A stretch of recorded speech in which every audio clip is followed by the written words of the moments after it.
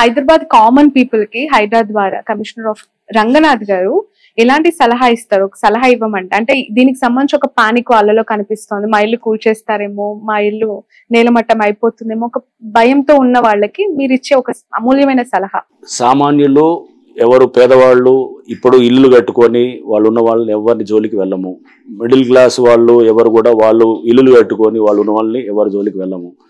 ఎక్కడైతే గనక FTL చుట్టూ ఉన్నటువంటి దాంట్లో లగ్జరీ హోమ్స్ అంటే లైక్ సపోజ్ సంబడి ఏదో రిసార్ట్స్ ఏదో ఉన్నది అట్లాంటి వాళ్ళ దగ్గరికి అది చేస్తాము. అండ్ అది కూడా ఏంటి వాటర్ బాడీస్ వరకే మెయిన్. ఇప్పుడు డ్రింకింగ్ వాటర్ బాడీస్ మనకి లైక్ హుస్సేన్ సాగర్, మన హిమాయత్ సాగర్ అండ్ గండిపేట ఉంది, దాన్ని దగ్గర చేస్తాము. వేరే లేక్స్ దగ్గర కూడా అలానే విల్లాస్ వాళ్ళని టార్గెట్ చేస్తామని అందరినీ అనట్లేదు.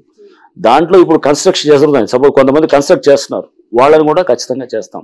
ఎవరో నేను విల్లా కొనుక్కుంటున్నాను, చెరువు దగ్గర కొన్నాను, ఆల్రెడీ కొన్నాను, నేను విల్లాలో ఉన్నాను, అరే జస్ట్ బికాజ్ నేను విల్లా ఇది కొంచెం ఇది మంచి నేను కాస్త హయ్యర్ లెవెల్లో ఉన్నాను కాబట్టి నాది కూలగొడతారంటే అలా కూడా ఉండదు. సో దాంట్లో మనం వెళ్ళేటప్పుడు మీకు ఈ ఫార్ములేట్ చేస్తున్నాం. చేసినప్పుడు ఏది మేము వెళ్తామంటే ఫస్ట్ ఇదండి, అంటే బేసికల్గా ఒక కమర్షియల్స్ లేకపోతే వాళ్ళ అంటే అతని ఉండడానికి కాకుండా అతను ప్లెజర్ కోసం వాడేదాన్ని ముందు టార్గెట్ చేస్తాను.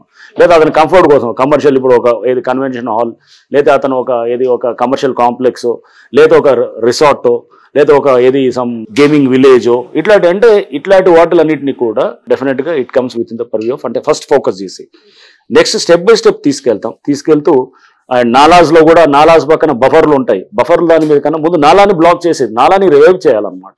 మూసేసిన నాలాన్ని తెరిపించాలి. ఆ తెరిపించాలన్నప్పుడు దాంట్లో అన్నింటినీ మనం చేస్తే కనుక మొత్తం మనం ఒకేసారి అన్ని ఫ్రంట్స్ ఓపెన్ చేయకూడదు. సో మెల్లిగా స్టెప్ బై స్టెప్ వెళ్ళి దాన్ని గ్రాడ్యువల్గా ఆ ప్రాబ్లమ్ని లీస్ట్ పబ్లిక్ రెసిస్టెన్స్ తోటి మాక్సిమం పబ్లిక్ గుడ్ చేయగలిగితే కనుక then that is what we wanted. Right. So Janwada farm houses కి సంబంధించి చాలా పెద్ద ఎత్తున చర్చ జరుగుతోంది. What is your stand on that? ఏం గుర్తించారు, అక్కడ ఏం జరిగింది అనుకుంటున్నారు? జన్వాడ ఫార్మ్ హౌస్ అనే దాని గురించి చూస్తే కనుక అది మోర్ ఆఫ్ 111 జీవోలో ఉన్నటువంటి ఇదిగా మేము చూస్తున్నాము. సో 111 జీవో అనేది మా స్కోప్ లో లేదు. నెంబర్ 1, మీరు ఎంటర్ అవ్వరా అక్కడికి? 111 జీవోలో మేము ఎంటర్ అవ్వము, మేము రాము. 111 జీవోలో అంటే చాలా ఉన్నాయి, హండ్రెడ్స్ ఆఫ్ వేల స్ట్రక్చర్స్ ఉన్నాయి. ఇది ఒకటే ప్రత్యేకంగా ఎందుకు వెళ్తాం? నాలా ఉంది అనుకోండి, ఫర్ ఎగ్జాంపుల్ నాలా అని చెప్పి FTL బఫర్ లో ఖచ్చితంగా చేసేవాళ్ళు, అది లేదు, అది 111 జీవోలో ఉంది. బట్ రేపు అక్కడ 111 జీవోలో చాలా స్ట్రక్చర్స్ రిమూవ్ చేస్తున్నప్పుడు దాంట్లో జన్వాడ ఫార్మ్ హౌస్ ఉంది, హైడ్రాన్ హెల్ప్ అడిగితే ఖచ్చితంగా చేస్తాం. సపోజ్ అక్కడ 100 స్ట్రక్చర్స్ తీస్తున్నాం, మొత్తం ఏరియాలు అంతా కూడా తీస్తున్నప్పుడు దాంట్లో దిస్ ఈజ్ ఆల్సో వన్ అంటే మేము హెల్ప్ చేస్తాం, డెఫినెట్ చేస్తాం. బట్ ఇండివిజువల్గా ఒకళ్ళని మనం పొలిటికల్గా చేసేది అట్లా ఆలోచన హైడ్రా చేయదు. అండ్ ఆ విధంగా దాన్ని మీరు అంటున్నారు కదా ఇందాక ఏదో భుజం మీద పెట్టి కాల్చేదానికి హైడ్రా అనే దానికి అది ఆ ఇన్స్టిట్యూషన్ కానే కాదు. ఓకే, ఎక్కువగా వినిపిస్తుంది లైక్ పల్లా రాజేశ్వర్ గారు, మల్లారెడ్డి గారి కాలేజెస్ కి సంబంధించి కావచ్చు, లేదంటే ఇతర ప్రతిపక్ష పార్టీలకు సంబంధించిన నేతలవే ఎక్కువగా టార్గెట్ అయినట్టు కనిపిస్తుంది. హైడ్రా నిష్పక్షపాతంగా పనిచేయట్లేదు అనే ఆరోపణ. మీకు ఇన్నాళ్ళు నేను రిలీజ్ చేశాము ఎవరెవరు డిమాలిష్ చేశామనేది. దాంట్లో TRS వాళ్ళు ఎంతమంది ఉన్నారు చూస్తే ఒకళ్ళు ఉండొచ్చు, బహుశా భాస్కర్ రావు గారితో ఎవరితో ఉన్నట్టుంది. ఆయన కూడా is not a core politician కాదు. సో TRS వాళ్ళు ఎవరు లేరు, అంటే మీరు అన్నట్టు BRS వాళ్ళది చేశారనేది. సో అది ఫస్ట్ ఆఫ్ ఆల్ అప్రహెన్షన్, ఆరోపణలు, అది నేను అప్రహెన్షన్కి రియాక్ట్ కాకూడదు. సో ఇది నెంబర్ 2 ఇస్ కొంతమంది MIM వాళ్ళది వి డిమాలిష్. అండ్ దాంట్లో BJP వాళ్ళు కూడా ఉన్నారు, కాంగ్రెస్ వాళ్ళు కూడా ఉన్నారు, కాంగ్రెస్ వాళ్ళే కూడా చేసినప్పుడు న్యాచురల్గా అన్ని పార్టీలు ఉన్నప్పుడు ఇక మరి ఈ ఆరోపణ ఎందుకు వస్తుంది?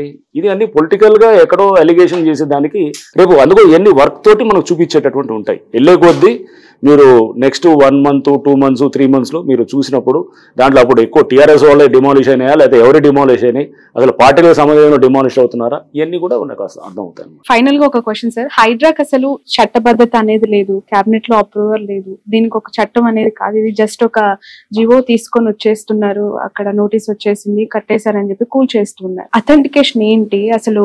కోర్టు కూడా ఒకవేళ మిమ్మల్ని ప్రశ్నిస్తే మీ సమాధానం ఎలా ఉండొచ్చు? హైడ్రా అనేది ఒక జియో ద్వారా కాన్స్టిట్యూట్ అయింది. జియో అనేది ఒక గవర్నమెంట్ ఆర్డర్ ఉంటుంది, 99 జియో ఉంది, డేటెడ్ 19th July లాస్ట్ మంత్తో వచ్చింది. సో ఇది జియో కాన్స్టిట్యూట్ చేయడానికి ఏంటి, ఆర్టికల్ 162 అని ఉంటుంది రాజ్యాంగంలో. ఆర్టికల్ 162 ఏం చెప్తుందంటే the executive power of the state extends to all the subjects to which the legislative power of the state extends to అన్నమాట. అంటే చట్టాన్ని చేసేటటువంటి అధికారం ఎక్కడ దాకా ఉంటుందో ఆ అన్నిటికీ కూడా ఎగ్జిక్యూటివ్ పవర్, అంటే ఎగ్జిక్యూటివ్ ఏది ఇట్లా ఒక గవర్నమెంట్ ఆర్డర్ ద్వారా చేసేదానికి కూడా అవకాశం ఉంటుంది.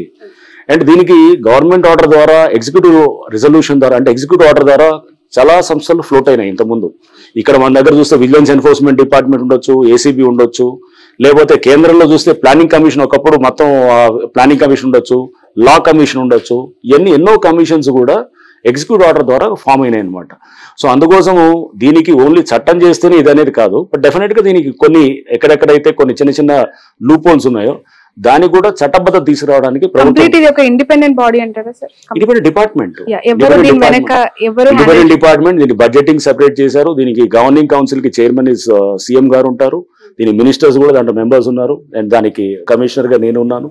సో ఇవన్నీ దీనికి ఒక జియో ద్వారా వచ్చింది అనేది చట్టం పరిధిలో రాదు అని అంటే పొరపాటు. అది G O is also legally valid ఇదనమాట, ఒక అంటే లీగల్ గా ఫార్ములేట్ అయినటువంటిది అనమాట. రైట్. విస్తరించడానికి పోలీస్ స్టేషన్స్ అన్నారు, చాలా కొత్తగా అనిపించింది sir. Finally conclude with that, ఎన్ని పోలీస్ స్టేషన్స్ ఏర్పాటు చేయబోతున్నారు, ఎంత స్టాఫ్ పెంపొందించాలని అనుకుంటున్నారు? ఒక పోలీస్ స్టేషన్ తో పెట్టాలండి హైదరాబాద్. అక్కడ కంప్లైంట్స్ ఏ రకంగా తీసుకునే అవకాశం ఉంది స్టేటస్ కోసం? అంటే ఇప్పుడు మీరు ఒకటి ఎక్కడన్నా ఒక లేఅవుట్ ఉందనుకోండి, లేఅవుట్ లో వాళ్ళు దొంగ లేఅవుట్లు వేసి, లేకపోతే ఆల్రెడీ ఎగ్జిస్టింగ్ లేఅవుట్ లో పార్కులు ఉన్నాయి దాన్ని తీసేసి ఇంకో లేఅవుట్ వేసి దాన్ని మళ్ళీ అమ్మారనుకోండి, అమ్మితే కనుక దాన్ని చెక్ చేస్తాం. అట్లానే దొంగ పర్మిషన్లు తీసుకొచ్చి ఎక్కడో ఒక చోట వాళ్ళు చెరువులో పర్మిషన్స్ కాకుండా ఎక్కడో నెంబర్లు వేసి చేశారనుకోండి, అది కూడా ప్రాసిక్యూట్ చేస్తాం. ఇట్లా రకరకాలుగా ఉంటాయన్నమాట. అంటే మన కేసెస్ దీంట్లో అంటే గవర్నమెంట్ అసెట్స్ ని ప్రొటెక్ట్ చేసే క్రమంలో క్రిమినల్ గా ఎవరన్నా గనక చేస్తే గనక వాళ్ళ మీద ప్రాసిక్యూట్ చేయడానికి పోలీస్ స్టేషన్ పనికొస్తుంది. Right. Entire social media, digital మీడియాలో మీకు చాలా మంచి అప్లాజ్ అనిపిస్తుంది సార్. చాలా మంది అప్రిషియేటబుల్ కమెంట్స్ అనేవి టువర్డ్స్ హైడ్రా వాళ్ళు ఎక్స్ప్రెస్ చేస్తూ ఉన్నారు. ఎలా ఉంది ఆ ఫీల్? ఎక్స్పెక్ట్ చేశారా? ఎందుకు అంటే విమర్శించే వాళ్ళు అక్కడ స్ట్రక్చర్ కోల్పోయిన వాళ్ళు అయి ఉంటారు, కానీ రాష్ట్ర వ్యాప్తంగా కూడా ఇలాంటి పనులు చేయాలని కోరుకుంటున్న వాళ్ళు కూడా ఉన్నారు. ఎలా చూస్తున్నారు? నేనేది అప్లాస్ కోసం క్రిటిసిజం కోసం నేను ఎప్పుడు పనిచేయను. అక్కడ మేము నాకు ఒక మ్యాండేట్ గవర్నమెంట్ ఇచ్చింది. నేను మొదటి రోజు కూడా ప్రెస్ మీట్ పెట్టినప్పుడు కూడా చెప్పాను, ఒక మ్యాండేట్ ఉన్నప్పుడు రకరకాల మంది రకరకాల మాటలు చెప్తారు, కానీ నీ ఆబ్జెక్టివ్ ఇచ్చింది గవర్నమెంట్ నాకు స్పష్టంగా ఒక జీవో రూపంలో ఇచ్చింది. ఆ మ్యాండేట్ కోసం పనిచేసేటప్పుడు దాన్ని మెచ్చుకునే వాళ్ళు ఉంటారు, క్రిటిసైజ్ చేసే వాళ్ళు ఉంటారు. అన్నింటినీ అతీతంగా పనిచేస్తుంటాం. సోషల్ మీడియాలో అప్లాజ్ వస్తే గుడ్, క్రిటిసిజం వస్తే కూడా ఓకే గుడ్, దాని నుంచి కరెక్ట్ చేసుకుని మళ్ళీ పోతుంటాం. ఈ ఎంటైర్ ప్రాసెస్ లో రేవంత్ రెడ్డి గారి కమెంట్స్ ఏంటి సార్? సీఎం గారు he has given all the freedom and దీనికి కావాల్సినటువంటి మొత్తం స్టాఫ్ ని బడ్జెట్ ని టాప్ ప్రయారిటీ కింద తీసుకున్నారు సీఎం గారు. తీసుకొని దీనికి చాలా ఇంపార్టెన్స్ ఇస్తున్నారు. ఎందుకంటే కబ్జాలంటే రేపు భయపడాలి. అసెంబ్లీలో కూడా చెప్పారు, కబ్జాలంటే కనుక ఇక్కడ భయపడాలి, ఆ వాతావరణం తీసుకురావాలి. అంతేగాని జంగిల్ రాజ్యం నడవకూడదు. జంగిల్ రాజ్యం నడిచామనుకోండి, మనం ఒక నాగరిక సమాజంలో ఉన్నదానికి ఇష్టానుసారంగా ఎవడంటే వాడు వచ్చేసి కబ్జాలు చేస్తున్న క్రమంలో చేస్తే కనుక దెన్ ఐ డోంట్ థింక్ అది కరెక్ట్ కాదు. ప్రభుత్వం ఆ ఇంటెంట్ తో ఉంది కాబట్టి they have created this organization. Sir, ఇంకా వరంగల్ లైక్ ఖమ్మం ఇలాంటి కొన్ని సిటీస్ లో ఏర్పాటు చేయాలి, ఇమీడియట్ గా యాక్టివ్ అవ్వాలి అని కోరుకునే వాళ్ళకి మీరేం చెప్తారు? అది గవర్నమెంట్ తీసుకునే డెసిషన్ బట్టి ఉంటుంది. సో ప్రస్తుతం యాజ్ ఇట్ ఈస్ మాకే ఇదే చాలా హెవీ అయిపోతుంది. సో అది గవర్నమెంట్ నిర్ణయాలు బట్టి మేము ముందుకు పోతాం. Right. Thank you so much, sir. Thank you. Idi Ranganath Garto special interview. That's all for now. Hospitality industry is a people-liked industry. It gives me the license to be creative and to be a constant learner. I'm lucky to have Sun as my driving force towards my goal. Sun International, Hyderabad, Visakhapatnam.